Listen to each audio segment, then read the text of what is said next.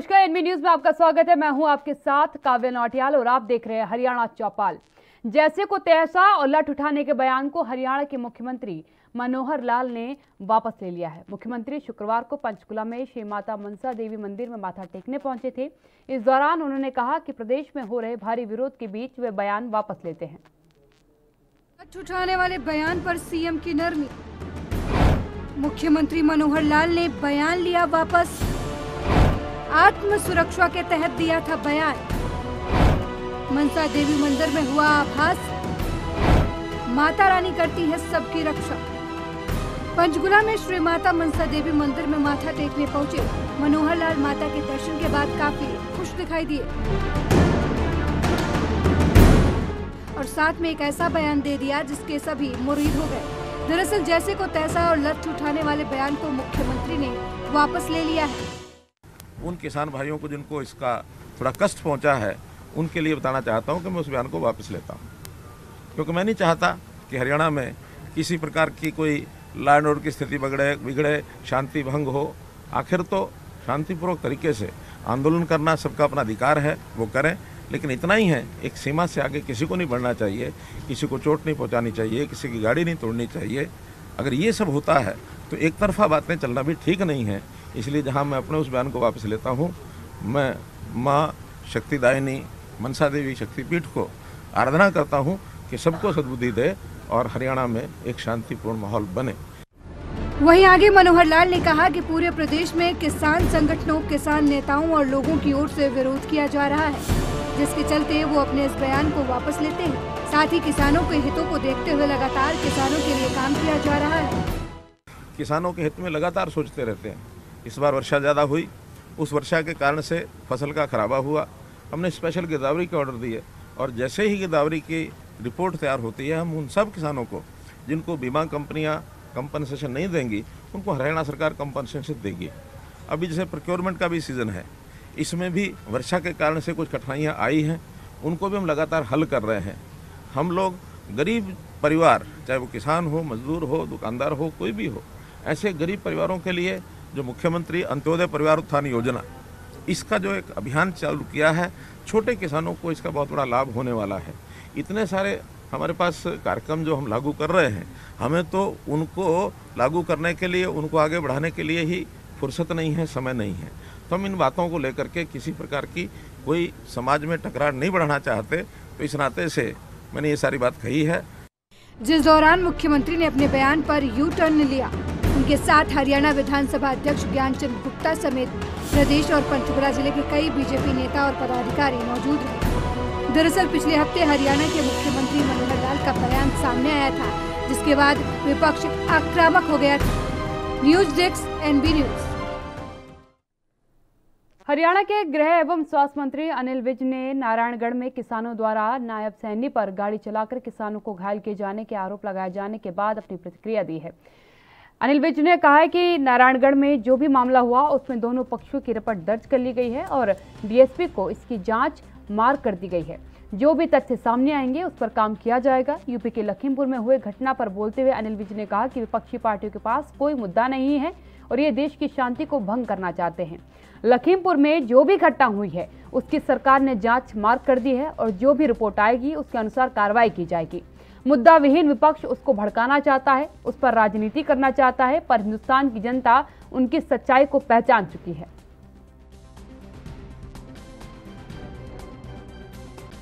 करने की मांग की। देखिए, नारायणगढ़ में जो भी इंसिडेंट हुआ है, हमने दोनों पक्षों की रिपोर्ट दर्ज कर ली है और डीएसपी को इंक्वायरी मार्क कर दी है कि वो निष्पक्षता से उसकी जांच करेगा। जो तथ्य सामने आएंगे उस पर हम कार्रवाई करेंगे। ये जो विपक्षी पार्टियां हैं, मुद्दा विहीन विपक्षी पार्टियां, अब ये देश में शांति को भंग करना चाहते हैं। लखीमपुर की जो भी घटना या दुर्घटना हुई है, सरकार ने उसका संज्ञान लिया है उसकी जुडिशियल इंक्वायरी मार्क कर दी है और जो भी तथ्य सामने आएंगे उसके ऊपर कार्रवाई की जाएगी। देश में सब कुछ ठीक चल रहा है, केवल सिद्धू के उल्टा चश्मा लगा हुआ है। बढ़ती जा रही है, चाहे नोटबंदी करो चाहे धारा 370 लगाओ, वहां पे कोई फर्क नहीं पड़ा है। देखिए, पिछले काफी समय से सारा देश देख रहा है कि राहुल गांधी जी ने रोज सुबह उठ के देश के खिलाफ कोई ना कोई बयान जारी करना होता है। लगता है उन्होंने अपना कोई सीक्रेट एजेंडा बना रखा है। धारा 370 खत्म करने से कश्मीर में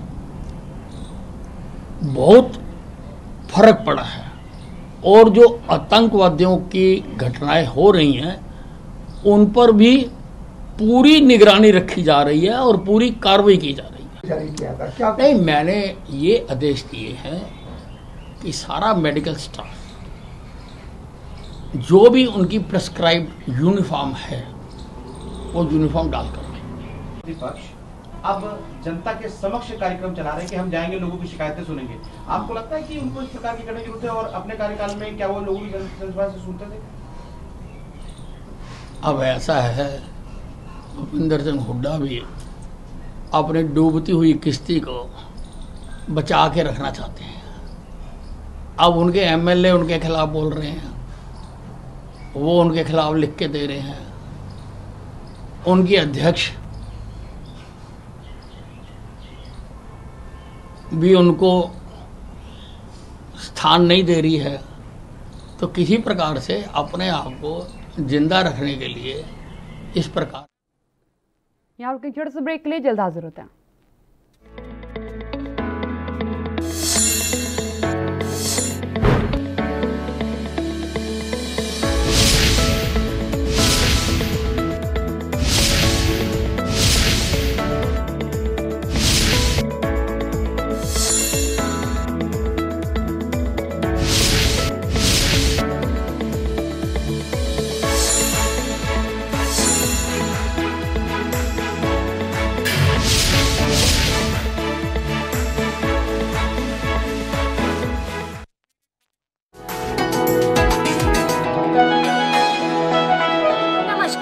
उत्तराखंड सीएम हेल्पलाइन में आपका स्वागत है। उत्तराखंड सरकार और नागरिकों के बीच नहीं है दूरी। सीएम हेल्पलाइन नंबर 1905 ने खत्म की हर मजबूरी। उत्तराखंड राज्य में सुशासन की पहचान बन चुकी मुख्यमंत्री हेल्पलाइन के माध्यम से जनता की शिकायतों और समस्याओं का तेजी से समाधान हो रहा है। सीएम हेल्पलाइन सेवा 1905 के माध्यम से जनता सीधे मुख्यमंत्री तक अपनी समस्याएं पहुंचा सकती है।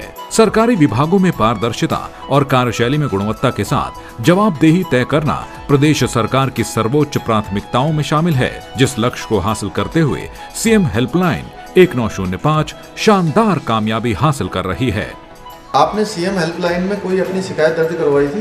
जैसे ही मैंने उस सीएम हेल्पलाइन में कॉल कर की थी, उसके 12 घंटे के अंदर मेरे सर्वे में सॉल्व हो गई थी सर। अच्छा। ये तो काफ़ी इजी हो गया अब हेल्पलाइन में शिकायत करना, और वाकई 2 से 3 दिन के अंदर ही रिस्पॉन्स आ गया। ये बहुत अच्छा स्टेप है और बहुत फायदेमंद है।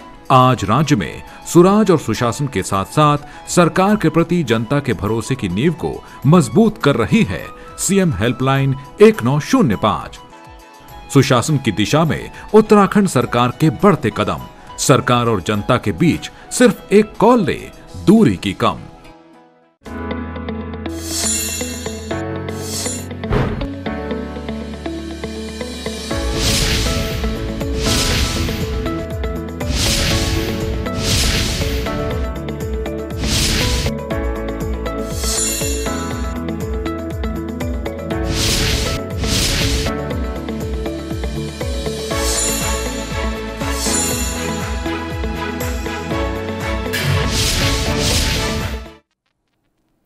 ब्रेक में आपका स्वागत है। खबरों में आगे बढ़ते हैं। पंजाब के मुख्यमंत्री चरणजीत सिंह चन्नी हरियाणा के मुख्यमंत्री मनोहर लाल की बेटी की शादी का निमंत्रण देने पहुंचे। आपको बता दें कि पंजाब के मुख्यमंत्री चरणजीत सिंह चन्नी के बड़े बेटे नवजीत सिंह की शादी है। गुरुवार को पंजाब के मुख्यमंत्री के विधानसभा हल्के मोरिंडा में उनके निवास स्थान पर 2 दिन पहले रखे अखंड पाठ साहिब में के भोग में डाले गए थे।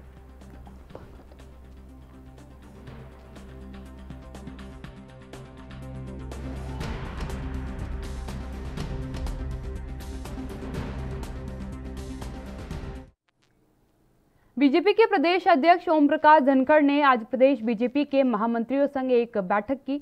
बैठक के बाद पत्रकारों से रूबरू होते हुए उन्होंने क्या कुछ कहा, आपको सुनाते हैं। सबसे खरीद में हम सबसे आगे हैं।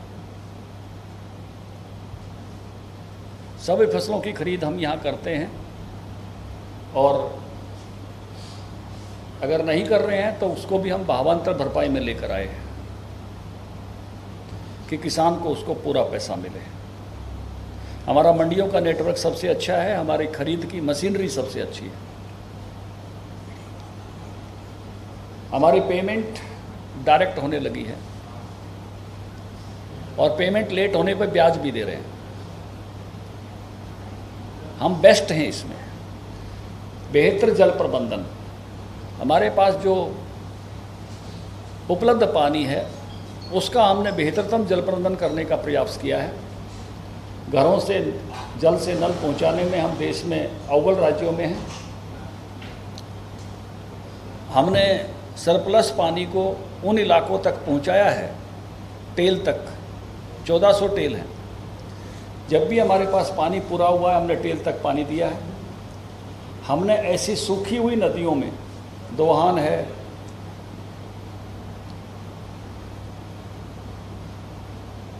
ऐसी सूखी हुई नदियों में हमने जल डाला है जिससे जल स्तर ऊपर आए और ऐसी फसलों को बदलने का प्रयास किया है जो कम पानी लेती हैं। उसके लिए किसानों को आर्थिक प्रोत्साहन दिए हैं। बेहतर जल प्रबंधन हमने किया है इन 7 वर्षों में। पारदर्शी शासन देने का प्रयास किया है, गुड गवर्नेंस, सुराज, जिसमें आप सबसे ऊपर ले सकते हो कंप्यूटर से बदलियों को,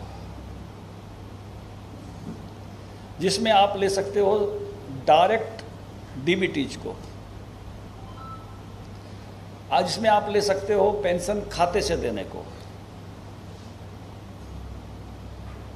ई ऑफिस शुरू करने को, अटल सेवा केंद्र के माध्यम से 551 सेवाएं देने को, सीएम विंडो के माध्यम से शिकायतें दूर करने को। विशेष सीबीआई अदालत ने डेरा सच्चा सौदा के पूर्व प्रबंधक रंजीत सिंह हत्या में गुरमीत राम रहीम को दोषी करार दिया है। कोर्ट ने इस मामले में मुख्य आरोपित डेरा सच्चा सौदा प्रमुख राम रहीम सिंह को करार किया है। राम रहीम के साथ आरोपित कृष्णलाल, अवतार, जसबीर और सबदील भी दोषी करार दिए गए हैं। इन सभी को सजा 12 अक्टूबर को सुनाई जाएगी। 19 साल बाद इस मामले में फैसला आया है। सीबीआई के विशेष न्यायाधीश डॉक्टर सुशील कुमार गर्ग ने अपना फैसला सुनाया। इससे पूर्व राम रहीम के खिलाफ चले साध्वी यौन शोषण और पत्रकार रामचंद्र छत्रपति हत्या केस में तत्कालीन विशेष न्यायाधीश जगदीप सिंह ने फैसला सुनाया था। राम रहीम साध्वी यौन शोषण केस में 20 साल और छत्रपति हत्या केस में उम्र कैद की सजा सुनरिया जेल रोहतक में काट रहा है। एक आरोपित इंद्रसेन की 8 अक्टूबर 2020 को मौत हुई थी।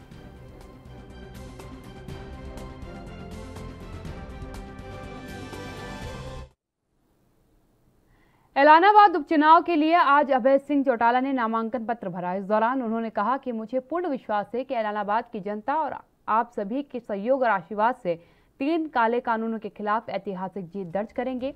वे इलाहाबाद उपचुनाव के लिए नामांकन भरने के बाद मीडिया से रूबरू हुए।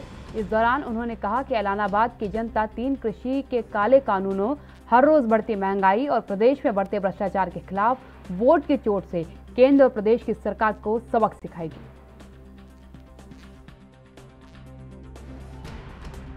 मेरा चुनाव नहीं, मैंने जो इस्तीफा दिया था वो इस बात को लेकर के दिया था कि 3 कृषि के काले जो कानून बने और उससे जब देश में किसानों ने एक आंदोलन शुरू किया और उनकी तरफ से एक मांग की गई कि कोई भी पॉलिटिकल व्यक्ति अगर हमारा समर्थन करना चाहता है तो वो पहले रिजाइन करके आए। हमारी पार्टी ने तो पहले दिन से समर्थन किया हुआ था, लेकिन जब ये बात आई थी तो मैंने अपने हल्के के लोगों से आकर के मिल कर के पूछा था कि आज जो है इस आंदोलन को और ताकत देने की ज़रूरत है, और उसको ताकत इस बात से मिल सकती है कि अगर मैं विधानसभा की सदस्यता से इस्तीफा देता हूँ तो जहाँ ये आंदोलन मजबूत होगा, वहीं बहुत सारे ऐसे लोग हैं हरियाणा में जो कहीं ना कहीं किसान के नाम पे राजनीति। यहाँ रुकेंगे एक और छोटे से ब्रेक के लिए, जल्द हाजिर होते हैं।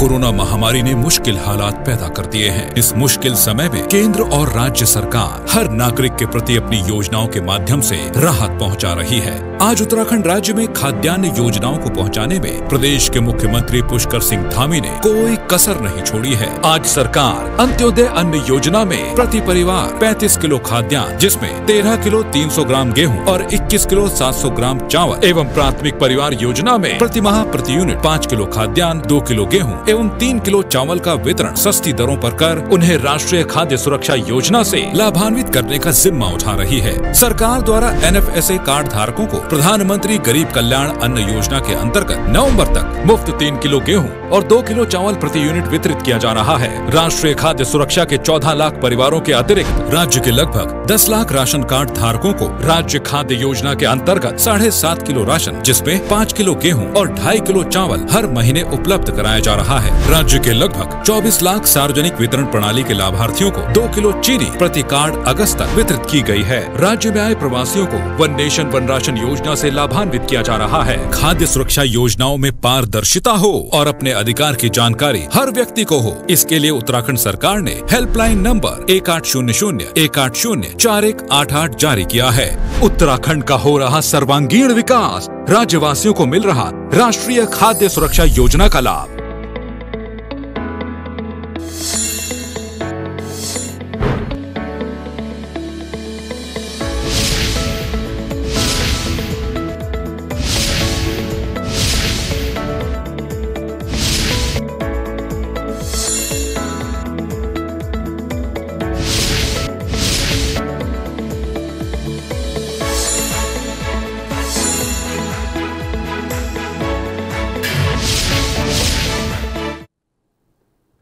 ब्रेक के बाद आपका स्वागत है। खबरों में आगे बढ़ते हैं। धर्मनगरी कुरुक्षेत्र स्थित एकमात्र शक्तिपीठ श्री देवी को भद्रकाली मंदिर में शोभा यात्रा को हरी झंडी दिखाने पहुंचे पूर्व मुख्यमंत्री भूपेंद्र हुड्डा की धर्मपत्नी आशा हुड्डा ने कहा कि कुर्सी और सरकारें आती जाती रहती है, लेकिन मां की शक्ति जैसी आदिकाल में थी आज है, वे आगे भी रहेगी और इसी शक्ति को नमन है।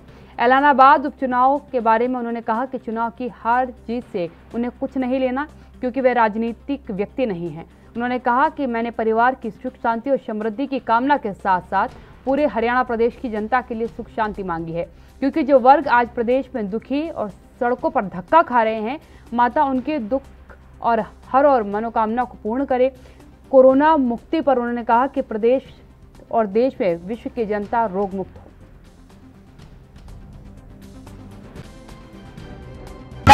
चीफ मिनिस्टर थे तब भी और जब वो नहीं रहे तब भी और आज भी, ये कुर्सी और ये गद्दी और सरकारें आती जाती हैं, माँ की शक्ति वही है जो पहले थी, आदिकाल में थी, आज है और आगे भी रहेगी। इस शक्ति को मेरा नमन है। कहा जाता है यहाँ पर जो भी आता है उसकी दर मुराद जरूर पूरी होती है। आपने कोई इलाहाबाद चुनाव की विजय कामना के लिए कोई ऐसा? मैं राजनीतिक व्यक्ति नहीं हूँ। मैंने अपने परिवार की सुख शांति और समृद्धि की कामना की है, उसके साथ साथ मैंने पूरे हरियाणा के लिए सुख और शांति मांगी है। जो हमारे प्रदेश में आज दुखी हैं, सड़कों पे धक्के खा रहे हैं, परेशान हैं। लगातार बढ़ रही रसोई गैस की कीमतों में एक बार फिर से 15 रुपए की बढ़ोतरी की गई है। इसके चलते एक बार फिर से गृहिणियों की रसोई का बजट बिगड़ चुका है। एक तो पहले से ही लोग कोरोना की मार झेल रहे हैं, दूसरी तरफ लगातार रसोई गैस की दामों में इजाफा होता जा रहा है। आपको बता दें कि अब केंद्र सरकार को बढ़ती महंगाई पर संज्ञान लेना चाहिए, ये गृहिणियों की तरफ से मांग की गई है। हरियाणा डेमोक्रेटिक फ्रंट की नेता चित्रा सरवारा ने रसोई गैस की लगातार बढ़ती कीमतों पर सरकार को घेरते हुए कहा कि सरकार लोगों को बेवकूफ़ बनाने लगी है और इसके लिए उन्होंने एक छोटा सिलेंडर निकाल दिया है, जिससे लोगों को लगे कि रसोई गैस सिलेंडर के दाम कम हो गए हैं। वहीं गृहिणियों ने सरकार से महंगाई पर अंकुश लगाने की अपील की है। किसी भी चीज़ के दाम बढ़ने जो है वो हर एक बंदे के लिए परेशानी भी हो सकती है और सिलेंडर का तो देखिए एक गृहिणी के साथ बहुत सीधा सा संबंध है और अगर सिलेंडर की ही कीमतें बढ़ रही हैं तो इसके साथ साथ बाकी का भी देखिए आप। वैसे तो राशन पानी है, दालें हैं, जो रसोई का सामान है खास करके उसमें सभी में वृद्धि हो चुकी है। तो एक गृहिणी के लिए अपनी रसोई को मैनेज करना बहुत ही मुश्किल लग रहा है। सरकार ने बड़े ही तामझाम से उज्ज्वला स्कीम लॉन्च करी, जब भी करी। उज्ज्वला 1 था चाहे उज्ज्वला 2 था। उज्ज्वला 1 के टाइम में हमने देखा हर पेट्रोल पंप पे गृहिणियों की तस्वीरें थी कि उनका जीवन सुधर गया है, उनके लंग्स सुधर गए हैं, उनका घर परिवार सुधर गया है, वो बच्चों को समय देती है क्योंकि उन्हें ईंधन इकट्ठा करने जंगल में नहीं जाना पड़ता। गैस, चूल्हा, धुआं अब उनकी ज़िंदगी से जा चुका है। लेकिन तब भी सबने ये देखा कि गैस सिलेंडर तो मिल गया लेकिन भरवाने के पैसे किसी के पास पहली टर्म में ही नहीं बचे थे, जो भाजपा की पहली टर्म थी। उज्ज्वला 2 के अंदर हम देख रहे हैं कि सब्सिडी नाम मात्र 0-1-2 रुपए पे आके टिक गई। जिस तरह से सरकार ने बड़ी चालाकी से स्कीम को फॉर्मुलेट करा और अब इसके दाम बढ़ाए जा रही है। आपके घर चूल्हा तो आ जाता है लेकिन वो या तो किसी स्टैंड की तरह इस्तेमाल करते हैं या लोग सोचते हैं इसे लोहे के वजन ही बेचते हैं क्योंकि दोबारा भरने का अब पैसा किसी। अंबाला शहर खन्ना पैलेस के समीप घरेलू गैस सिलेंडर से गैसों की चोरी कर अन्य सिलेंडरों में गैस डालने का मामला सामने आया है। यहां पर शातिर लोगों द्वारा बड़े स्तर पर गैस चोरी का काम किया जा रहा था। सूचना मिलने के बाद डीएफएससी की टीम ने स्थानीय पुलिस की मदद से छापेमारी की और मौके से करीब 40 गैस सिलेंडर बरामद किए। वहीं दूसरी तरफ यहां से विभाग ने गैस को ट्रांसफर करने वाले औजारों के साथ साथ अन्य सामान भी बरामद किया है। फिलहाल मामले की जाँच में पुलिस जुटी हुई है। बरामद हुआ है। आज हमारे को डीएफएससी महोदय से कोई सूचना मिली कि कहीं खन्ना पैलेस के पास है कोई रेडी है, उसमें जो गैस सिलेंडरों की कालाबाजारी हो रही है। तो हमने इसके बारे में पुलिस से संपर्क किया और पुलिस और फूड सप्लाई स्टाफ ने मिलकर जांच की तो मौके पर लगभग 41-42 सिलेंडर हमारे को पाए गए। मौके पर एक दूसरे सिलेंडर से गैस निकाल कर दूसरे में डाल रहे थे। 3-4 लोग। पलवल में विधायक दीपक मंगला ने पलवल के नागरिक अस्पताल में ऑक्सीजन प्लांट का उद्घाटन किया। दीपक मंगला ने कहा कि मुख्यमंत्री मनोहर लाल ने पलवल जिले में ऑक्सीजन प्लांट लगाकर लोगों को एक सौगात देने का कार्य किया है। विधायक दीपक मंगला ने कहा कि कोविड-19 वैश्विक महामारी की दूसरी लहर के दौरान पलवल जिले में ऑक्सीजन की भारी कमी रही थी। उन्होंने प्रदेश के मुख्यमंत्री मनोहर लाल से आग्रह किया था कि पलवल जिले में ऑक्सीजन की आपूर्ति की जाए। मुख्यमंत्री मनोहर लाल द्वारा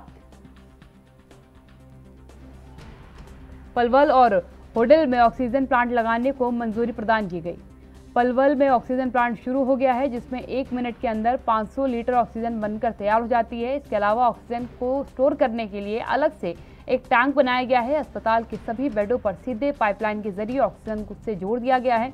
पलवल में ऑक्सीजन की कमी से किसी भी मरीज को कोई दिक्कत नहीं आएगी।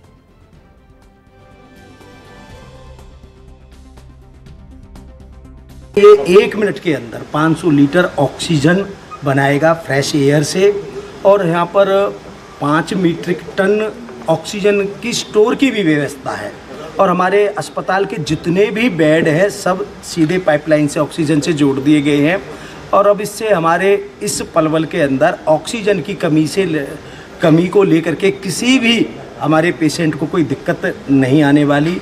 मैं इसमें हमारे पीएम केयर्स की तरफ से भी और पीडब्ल्यूडी डिपार्टमेंट्स की तरफ से भी और नेशनल हाईवे वालों की तरफ से भी तीनों की तरफ से इसके सहयोग से ये बहुत ही युद्ध स्तर पर इसका काम शुरू होकर के यह शुरुआत हुई है। ये हमारे पलवल के लिए एक बड़ी सौगात है। इसके लिए मैं इस बुलेटिन फिलहाल इतना ही। देश दुनिया की तमाम खबरों के लिए आप बने रहिए एनबी न्यूज के साथ। नमस्कार।